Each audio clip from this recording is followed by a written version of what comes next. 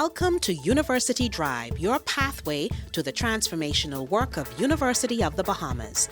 Our mission is to advance and expand access to higher education, promote academic freedom, drive national development, and build character through teaching, learning, research, scholarship, and service. Our goal is to build a better Bahamas by shaping tomorrow's leaders today, finding solutions to challenges, and forging new opportunities for growth. University Drive, where faculty, staff, students, and alumni travel the road of progress together with you. And now, here's your host.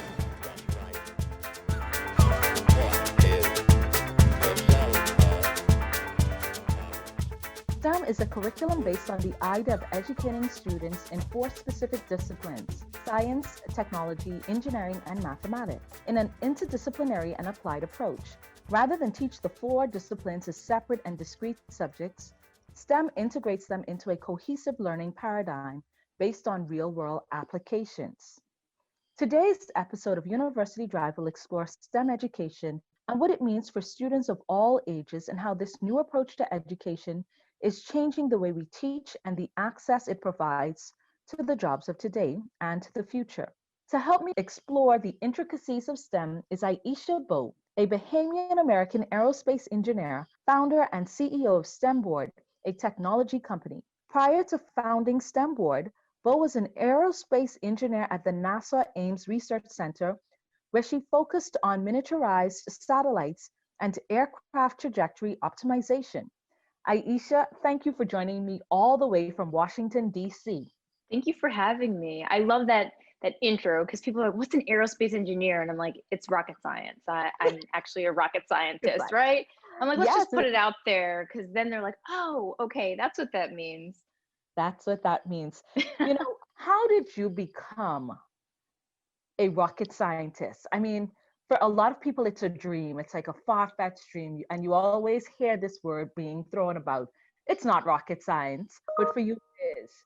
How did you end up becoming or charting a career in rocket science? Yeah, so for me, I was what I call the accidental engineer. And that's part of the reason why I'm so passionate about the concept of STEM.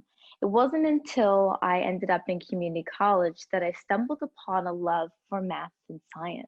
And it was this love which, having been in high school and not found that, and to be a young adult in a community college and stumble upon it, really propelled me to complete 2 degrees in engineering. So my undergraduate is in aerospace engineering, and then I have a master's in space systems engineering with a focus on small spacecraft.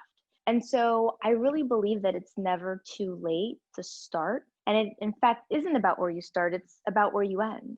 That is so true, because, and you mentioned community college, and I want to talk about that because this is a show about higher education. And a lot of times there is this negative stigma attached to community colleges, and people feel like you need to go to a big name university right away in order to be successful in the future in the career. How did attending a community college actually help you as you matriculated to a 4-year college and university and your journey beyond that? Well, let's talk about what people really are concerned with first, and then we can talk about the academics of it. Let's talk about money, because college and university are expensive. And I don't know about the listeners, but I didn't exactly have $20, $30, $40, $50,000 lying around to go to school, nor did I have parents or family members that felt comfortable loaning me that sum of money to go to school. And so community college was a great way to reduce the overall cost of attending school. Those 2 years that I saved have greatly helped me overall from a financial perspective. And then it also provided me with the chance to explore what it was that I actually wanted to do. Because while society may push for you to understand that you want to be a doctor at 16, actually studying that at 19 or 20 is entirely a different experience, right? And so being in community college, I took classes and I had a chance to say, you know what, I don't really think I want to be a lawyer. I don't really think I want to be a doctor. I think I want to be in math and science. And I'm going to do this in a way where I can afford it. I'm in a smaller class size. I'm focused on what I want to do and focused on transferring these credits into my university. Because that's another thing that I think people don't realize is there are many outstanding community colleges that have transfer guides directly to universities that are prestigious that can not only save you money, but save you time because you can take a class at the community college, even if you're a four-year student, and transfer it in and the school will accept it. So it allowed me to save money. It allowed me to transfer in credits that I used towards the completion of my undergraduate degree. And it allowed me to explore my interests in a safe and environment where it was paced in a way that I could really learn. You know, Aisha, you're so right. I'm going to interject with my personal experience. I went to Florida International University, a large university in South Florida, and I actually did some of my courses at Miami-Dade because it was so much cheaper. So while I was a full-time student at FIU, I was slipping over to Miami-Dade Community College to save my parents some money by doing some of those courses that I knew would transfer over. And so you're absolutely right when you want to save money, and it allows you to be in a smaller classroom setting in some instances so that you get a more personalized and individualized education experience as opposed to being in you know, an auditorium of like 300 students for a particular class. You may only have like 20, 30 students. So Right. yes, And the school is not necessarily committed to seeing you pass your class. And I think this is where there's educational myths and then there's educational realities. And I think that high schoolers can fall prey to some of the societal where you need to be valedictorian and you need to go to this four-year institution. But understand that that four-year institution is a business and they may not be invested in you actually passing your classes. And in fact, there may be certain classes that you take that are designed for you and the rest of the course to receive low marks, right? Like there, all these things are real. I'm not saying this happens at every university, but guaranteed early engineering curriculum isn't exactly designed for you to get an A.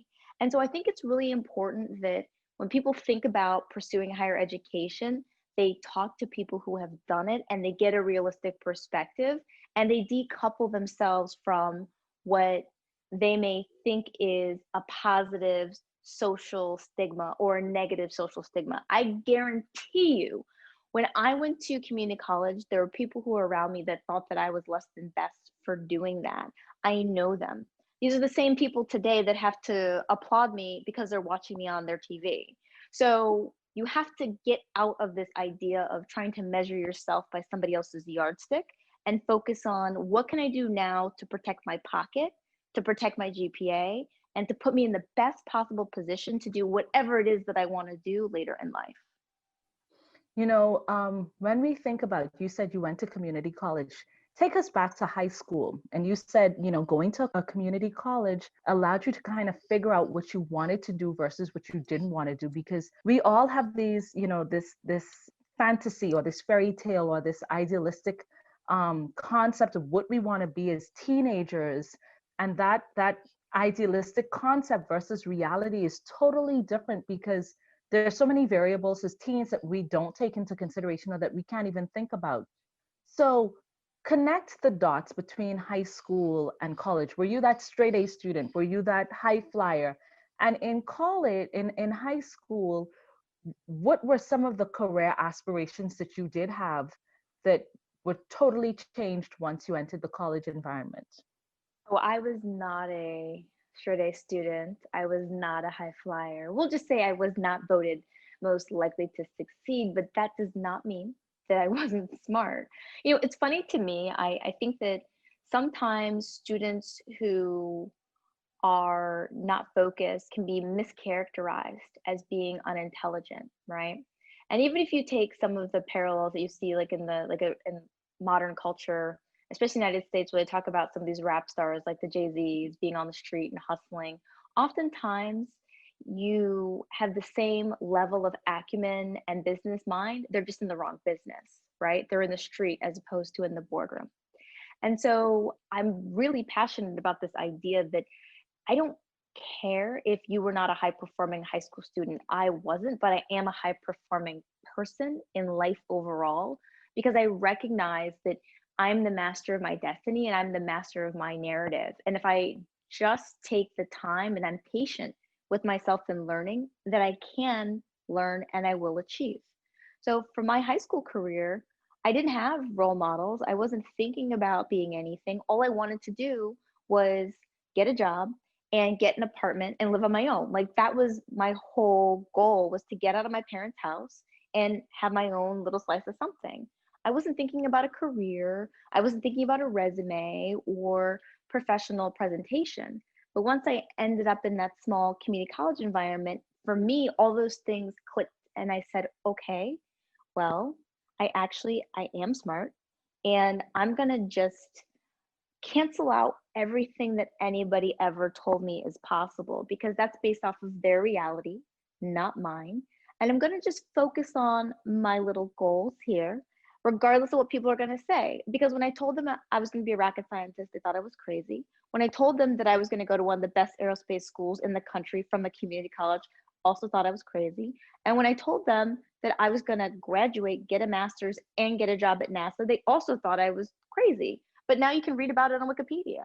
So it's really the power of your belief in yourself and your self-worth and your persistence, because the days are going to pass regardless of whether or not you take action and do something about it. Aisha, you're so right. When I was a high school teacher, I would often tell students that you have to create the opportunities that you want because nobody else is going to necessarily create them for you. And if you know your goals and if you know what it is that you want to achieve, you have to position yourself in a way where you create those opportunities because nobody's going to feed it to you on a silver platter and say, "Oh, this is what you want to do. I'm just going to give you everything that you need so that you can succeed."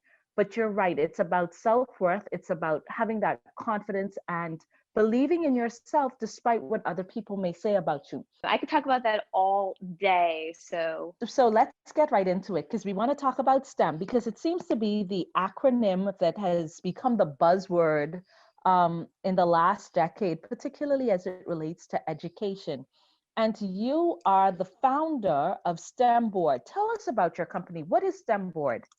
STEMboard is a company that was founded in two principles: one, to be technically proficient, and two, to give back to the community. So when I bought this domain name 7 years ago, people were trying to figure out if we were in STEM cells or like what the STEM acronym really means. And I think it's really simple.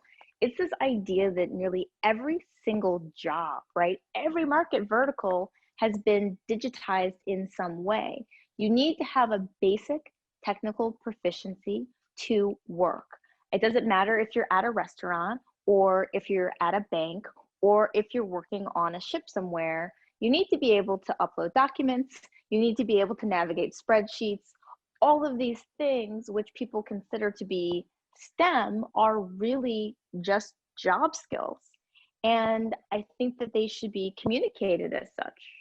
You said a whole lot because typically when we think about STEM, which is science, technology, engineering, and mathematics, we're thinking hardcore science.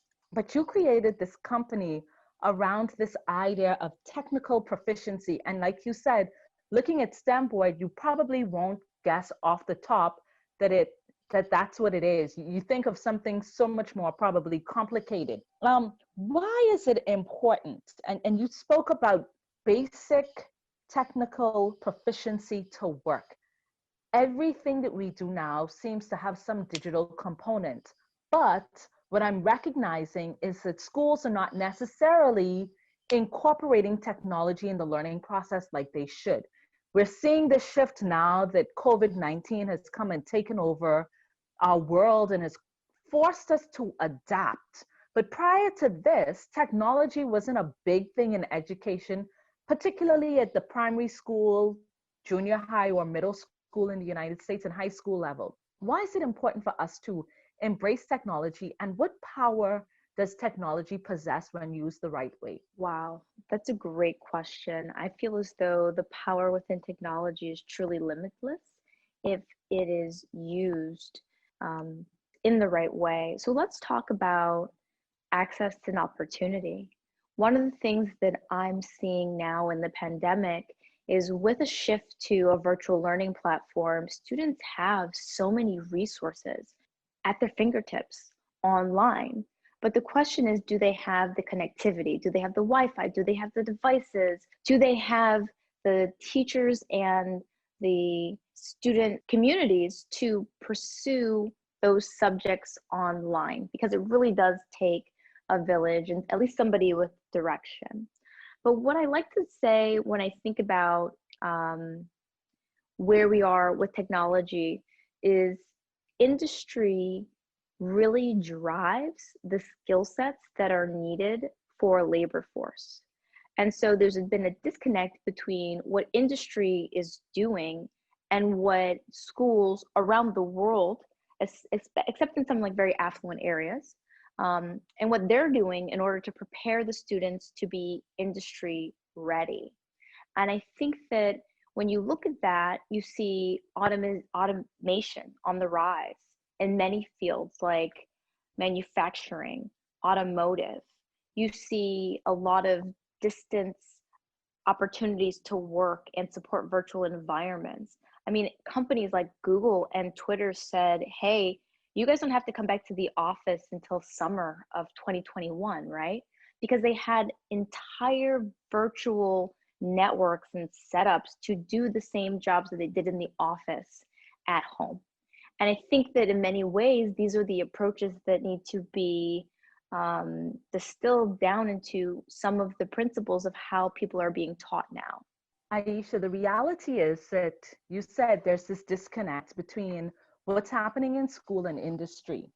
And so it's almost like the educators and those that are responsible for curriculum development are not consulting or not connecting with the people in industry to figure out what are the basic skills or technical skills in particular that our students need. And I'll tell you one thing that just seems very obvious to me, and it's my opinion. Students are writing every day. I mean, my son will come home, oh, I need a new exercise book. I finished it. And I'm like, gosh, that's a lot of writing. Whereas most people don't handwrite today, they're using a computer. So why not shift the note-taking and everything from being done with a pen and a piece of paper to being done on a word processor or a computer, so that when they do finish school, their typing speed is proficient enough that they can manage and survive. How do we then bridge this divide between the educators that are designing curriculum and industry that know exactly what the skills that are needed when these children finish school and transition into the workforce? I think that a lot of that bridging will have to be done by the learner or by the parent in the home environment, unfortunately. From what I can see in many organizations, they're teaching to a standard, and it could be an international standard, but oftentimes these standards are far behind what's out there in industry. I mean, think about how quickly an update comes out for your iPhone or your device at home. Oftentimes the standards that are developed for schools don't happen that fast, right? They just don't incorporate the technology. And then you also have the issue of funding and accessibility. I mean, all these things are really, really complicated subjects. When we talk about bridging the gap, I really like to encourage people to take responsibility for their future and what it is that they're learning, because there are a lot of opportunities online that are low cost, that you can expose yourself to these fields and get training and even obtain a certification online without having to contend with the bureaucracy of the academic system in your locale. You know, I'm happy that you said it, because I think now one of the positives or upsides of COVID is that it has become an equalizer to an extent, in that everybody pretty much can have access if you have the devices. There's of course still some inequalities, but at the same time, like you said, I could be in my home in Nassau, and you and I can be doing the same thing because a platform exists that provides access to a particular opportunity. And that was a word that you said, opportunity. what are some of the opportunities as parents? Because you said parents are going to have to take responsibility. What are some of the opportunities that parents can provide for their children that the school may not provide from that technological standpoint? Oh, absolutely. So there are a number of free and affordable options online that can expose not only the students, but also adults to new and emerging career fields, or even help deepen their knowledge in existing areas of expertise. So that's Skillshare, there's Coursera, there's Google Digital Garage. One of the things that I really like about Coursera, which is Coursera,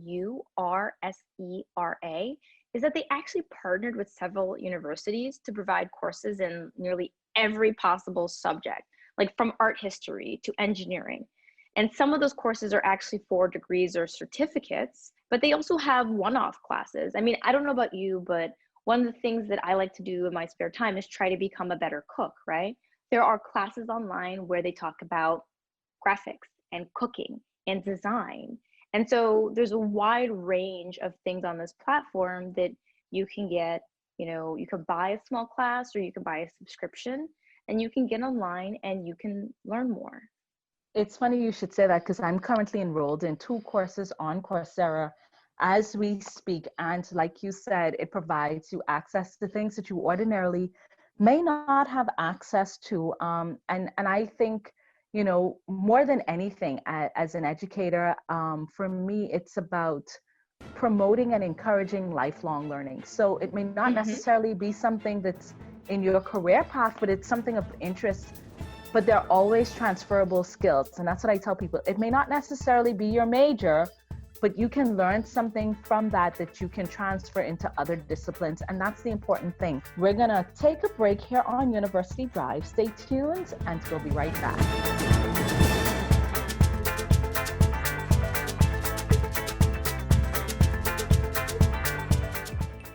To protect yourself and others from COVID-19, stay home as much as possible and avoid close contact with others.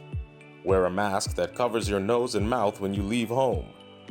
Wash your hands with soap and water for at least 20 seconds or use alcohol-based hand sanitizer. Practice social distancing. If you must leave home, stay at least 6 feet away from other people and disinfect items you must touch. Limit in-person contact as much as possible. To prevent the spread of COVID-19 if you're sick, avoid public transportation, ride-sharing, or taxis. Stay home if you're sick, except to get medical care.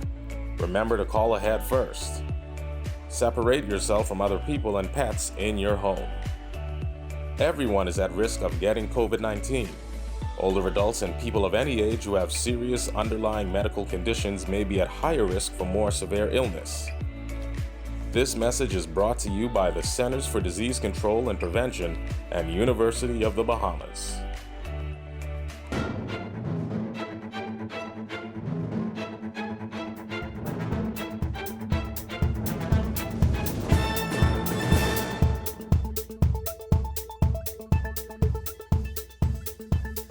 Welcome back to University Drive. I'm your host, Nikki Bo, and if you're just joining us, my guest today is Aisha Bo, joining us all the way from Washington, D.C., thanks to technology, which is part of the focus of today's show. Aisha, before the break, we were talking about access and technology and how it becomes an equalizer, and really about education, figuring out what industry needs and providing students with those skills and the role that parents will play. I want to shift the focus and the conversation a little bit now. There has been discussions of making Freeport, Grand Bahama, the tech hub of the Bahamas, the Silicon Valley of the Bahamas, so to speak. Is that doable? Is it something that we should be investing our time and energy in? Will it give us return on investment? And what would we need to do to make that happen? I think it's a wonderful idea. Whenever you can invest in having a workforce that can work from anywhere, whether it's in Grand Bahama or NASA, Exuma, Eleuthera, wherever in the Bahamas, to support an industry that is not victim to things like hurricanes or weather, any type of weather pattern. I think it's a great thing, right? I mean, when we talk about Google and Twitter in the pandemic, what did they do? They just sent their people home, but they're still operating. They're still generating capital because their market is online. And so I think that it's important for the country to really look at technology investments, strategic technology investments, as a way to diversify the economy, as a way to provide high skilled labor and also higher paying job opportunities to those who remain in country.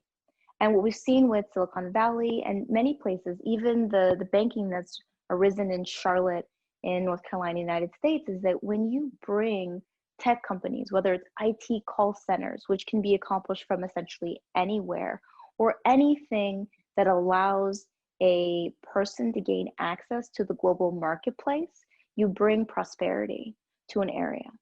And I'm certain that we would not shun away from bringing prosperity to our area. I think for a long time, we've not diversified our economy.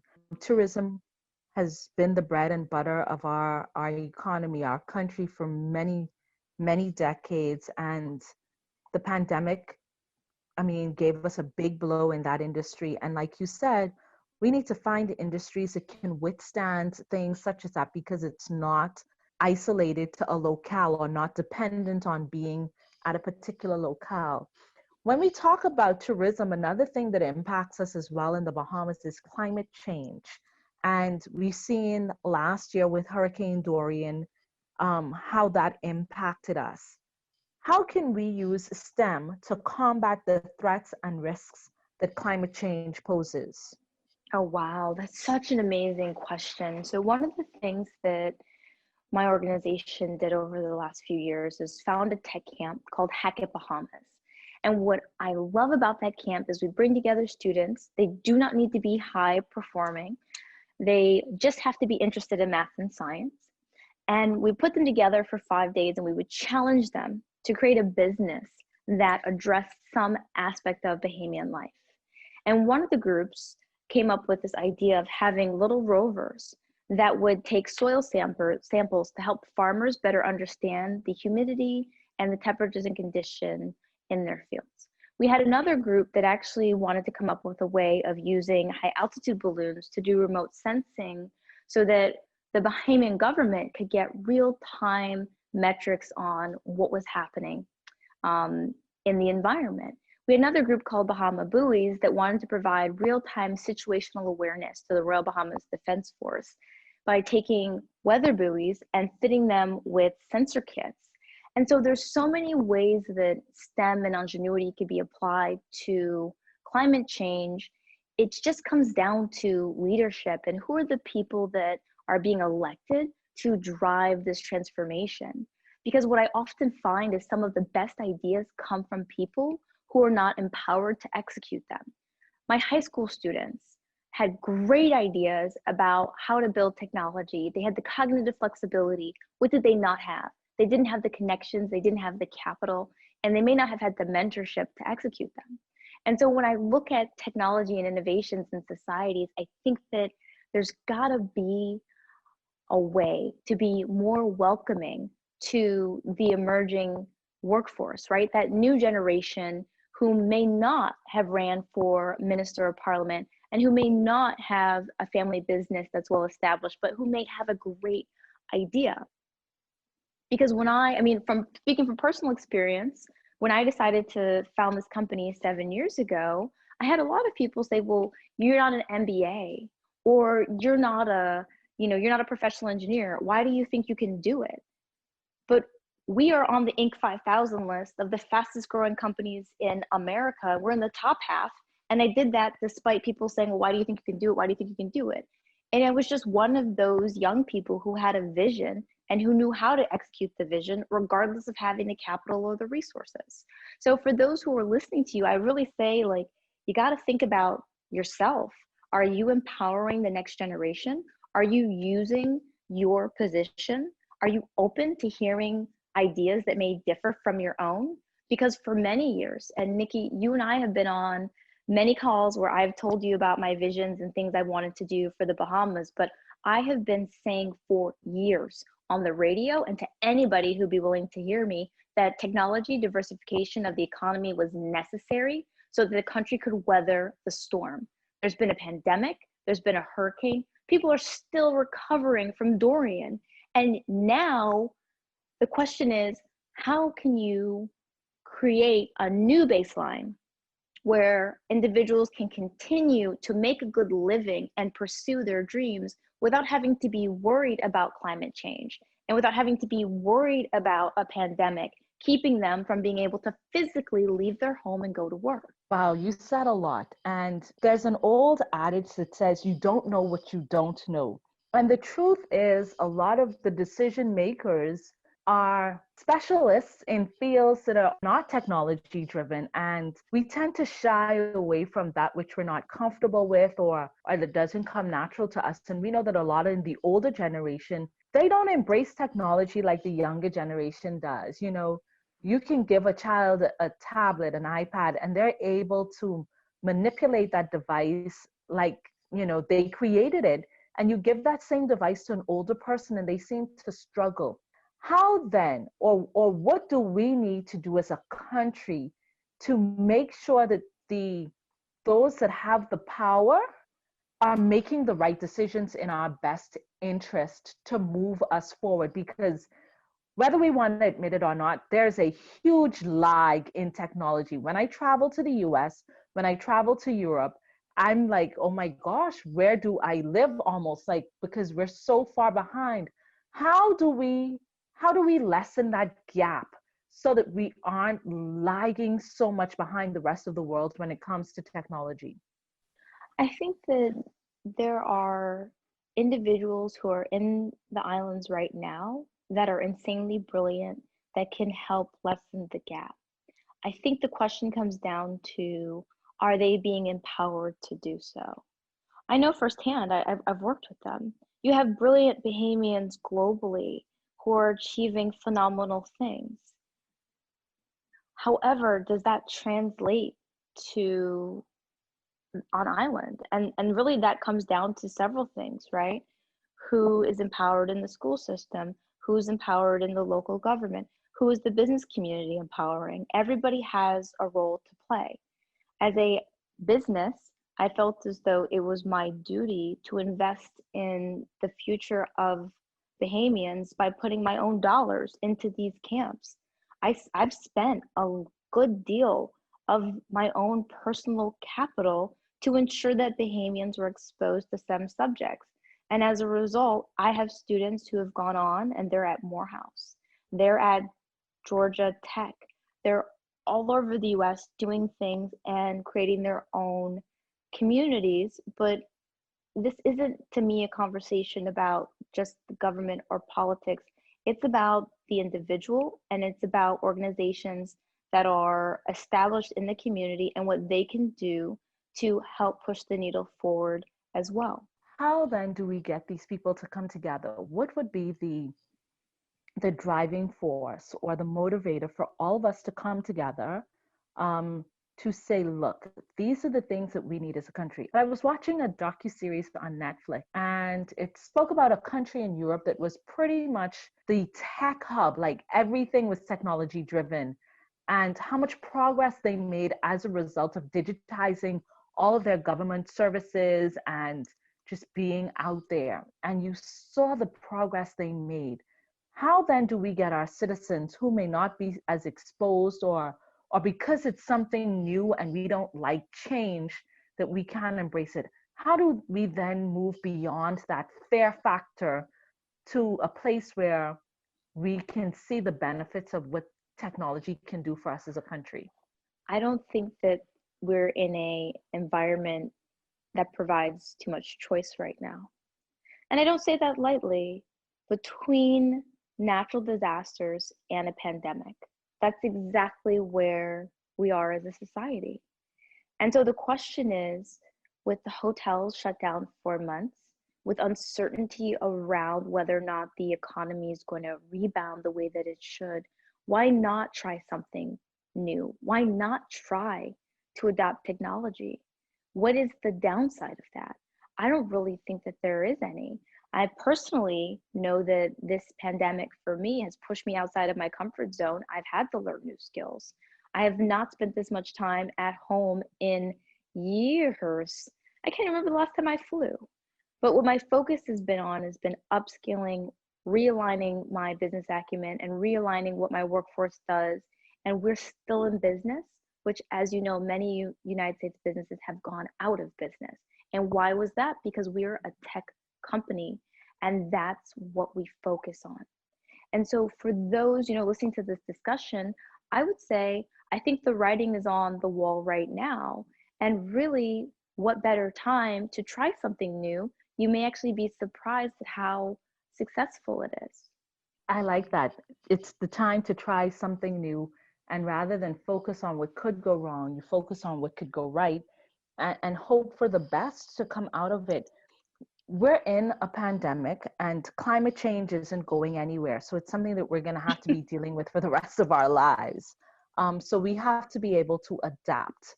But you said something very important, that pretty much technology, we're going to be forced to make the change because technology isn't going anywhere. So Naisha, as we wrap up this show, I remember when I was in high school, you were either in the science track or the business track. And there was little room or opportunity to mesh the two. I may have wanted to be a scientist, but not in the sense of being in a lab, but owning a business. And so having that business acumen would have been important. Why is it important for us to create diversified opportunities of learning for our students so that they don't have to be one way or the other, and they can avail themselves to multiple opportunities? Sure. I think that we can all agree that technology has rapidly changed the world around us. I'm a student of the pre-iPhone days. I can remember being in school and there not being a cell phone to even have to take with you to school. I mean, not to date myself, but it just wasn't that long ago. Today, there's over 50 billion devices in the world. It's some crazy, staggering number. And when we think about these jobs, whether you're in business or you're in art or you're in science, what you're dealing with is data, right? Your voice, your video, and your devices. And these devices are new breeds of applications, and these applications become opportunities. And as we transition into a world where these opportunities are networked, you can walk into a home and say, hey, Alexa, how warm is it, right? So you're now living in a reality where your voice translates to an action that can be produced by a device in your home. So the distance between business and technology, or STEM and everything else right now, is very, very short. And so I want people to understand is that all this information does is give us the potential to tackle some exciting and large problems. But in order to do so, we have to accept that technology is here to stay and gain basic skills so that we can interact. I know a lot of people try to avoid the phone, but now, look, even my mom, she's got a phone, she's got an iPad, she's got a computer, and she now has all of them synced and is figuring out how to make sure that she can download her videos and swap and share on all three. I've seen kids who can barely speak, but who know how to get on YouTube and watch their favorite videos.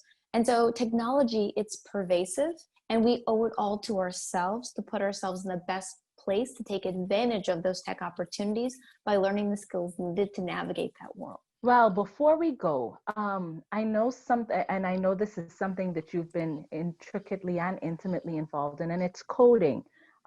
Because if I'm not mistaken, it's one of the aspects of your company, coding in a box, so to speak. For the person that has no idea what coding is, because we see it all over, and children are now taking coding classes at the basic level for that tech dummy to understand what is coding and why is it important and a skill that our kids would benefit from having. Wow, coding is all around you. I mean, even this voice communication has been translated into zeros and ones so that it could be interpreted by a device. And so I think that when you think about coding, you really have to think about learning a language. And the basics of language are best taught when a student is young and they have the ability to pick it up. Now, that doesn't mean that adults can't pick up coding. I didn't really get exposure to that until I was 18, 19. And I know people who, they don't even think about pursuing engineering until 40. But really, it's the process of creating instructions for computers to use in their language. And the language is what's called a programming language. And so that language can differ depending on if it's a website or it's an app or it's a physical device. But coding allows someone to learn the language of the computer. And with that, they can manipulate that computer or that device to do what it is that they want. So if you want to build an app like TikTok and get famous overnight, you can do that by learning coding. If you want to build a website to help your mom sell something from her store online, you can do that by learning coding. If you want to create an app so that you can have an online business, all of that is through coding. And so coding really is a tool to get you to where it is that you want to be. Final question before we end today's show. There are a lot of people who are afraid that technology will replace them as humans in the job market. And there's been this debate about that, but it's not necessarily that you may be replaced. It's just that you may need a different skill set for a different type of work that revolves around technology. For those people that have been in the workforce for decades and have been doing things one way, and now technology is changing the way that we do business, how do we embrace technology and how do we equip ourselves with the skills and the tools so that when we have to adjust and adapt, we're not getting left behind?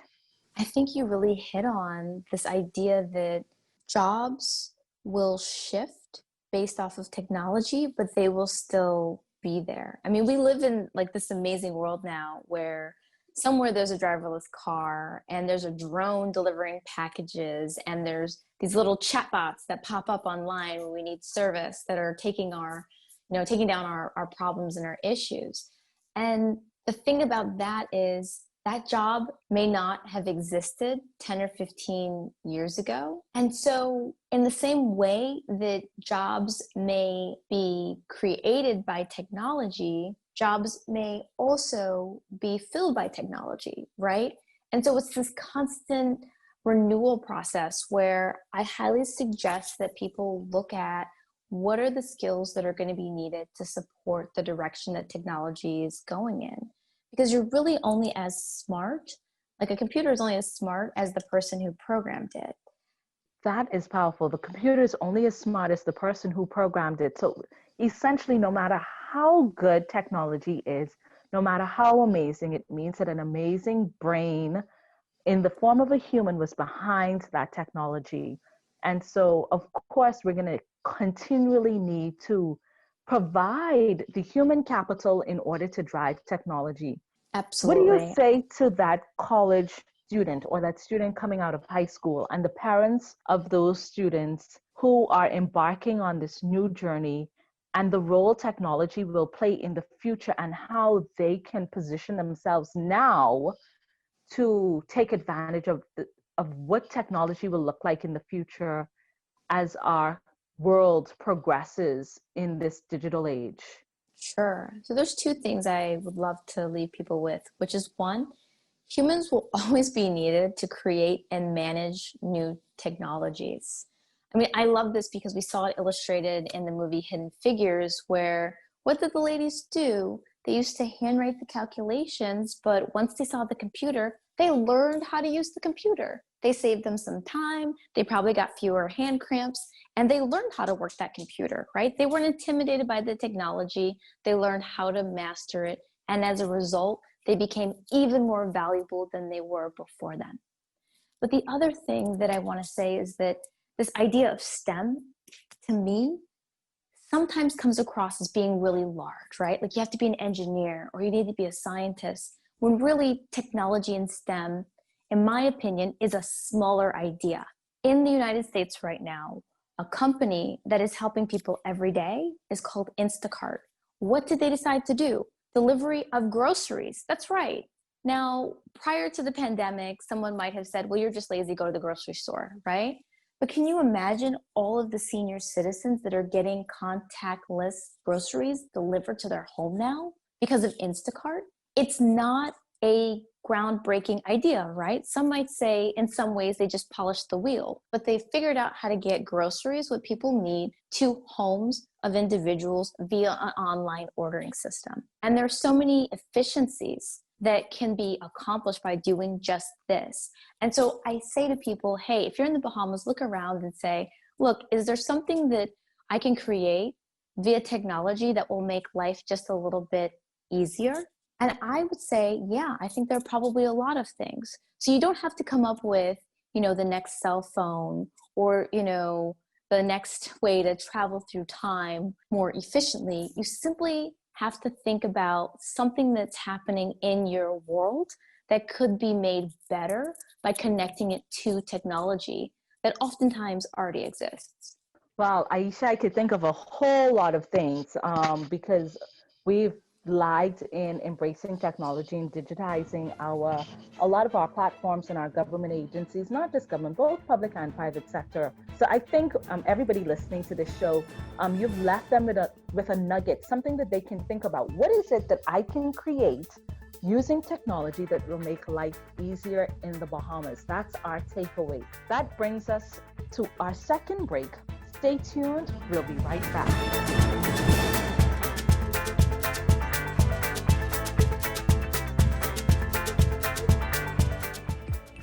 Wash your hands. Protect yourself and help prevent the spread of COVID-19.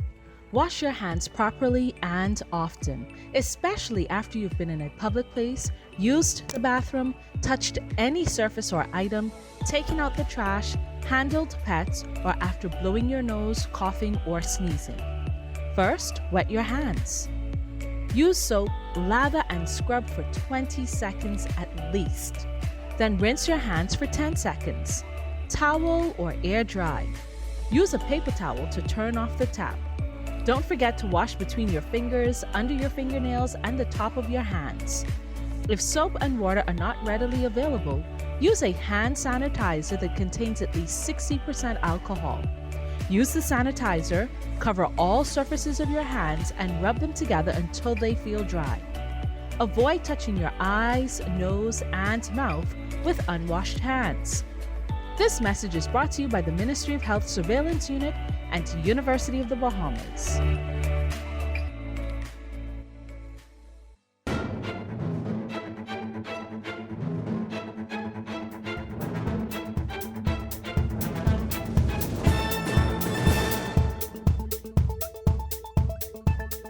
Welcome back to University Drive, a University of the Bahamas talk show. University of the Bahamas prepares students for a better life in a global society. Here's our Leaders for Life feature story. Surviving a near-death experience gave recent nursing graduate Jaquel Gator Roll clarity of purpose. A serious asthma attack left her fighting for her life in the intensive care unit in hospital. She was unconscious for days. I can only say it's God and me finally being finished and done. It's only by the grace of God because my spirit left my body in ICU and God brought me back. And I know and I'm sure it's for a purpose now. And my profession, my dream of being a nurse is what was really planned for me to do, because sometimes the devil comes and tries to stop because he knows that your future is so bright and things are going to be, your place in the world is going to make such a difference.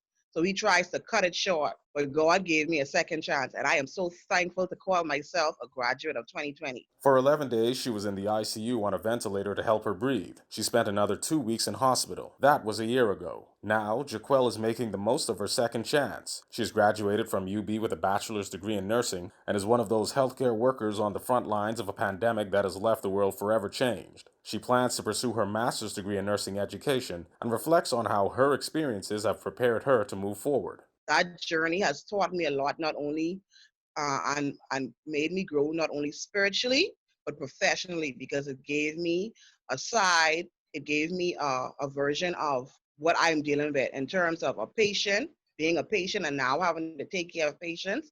I know what it is to lay in that bed and have someone look over you and they're your world. You just need them so bad because you can't do anything for yourself. I just thank God. And now that I'm all over it, I'm over it, and I'm a graduate of 2020. I am motivated now, and I'm ready to succeed. Succeeding professionally in a post-COVID-19 world will prove to be challenging, something Jaquel already well knows. But as a survivor of a near-death experience, she's no stranger to adversity and is prepared to tackle it head-on. And because of that, she's grateful to UB for grooming her into the fearless, confident professional she is today. UB isn't easy, and it's not for the faint of heart. But the faculty are very knowledgeable. The staff is very knowledgeable. They are always willing and able to help whenever you're in trouble or you need more assistance, education-wise or anything. It's not only about the education, because students, UB pride themselves on making well-rounded students, and they look out for their students in every way, every aspect possible. The lecturers, the faculty, even the maintenance staff, the security, they look out for the students. So it's not like UB. Jaquel Gator Roll, a perfect example of triumph over adversity and a UB leader for life. Well, that concludes this episode of University Drive.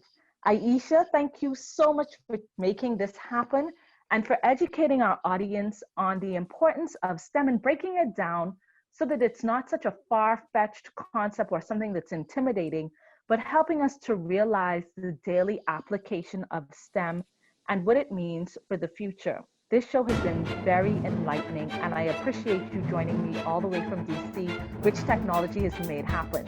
And thank you to my listening audience. Be sure to visit our website at www.ub.edu.bs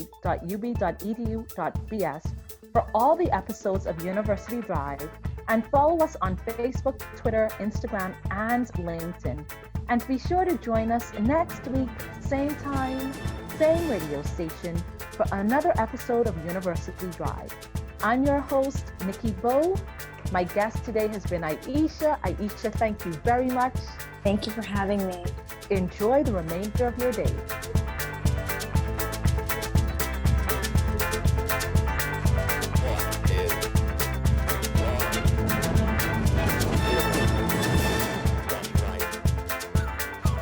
University Drive is a production of the Office of University Relations and the Communications and Creative Arts Academic Unit at University of the Bahamas.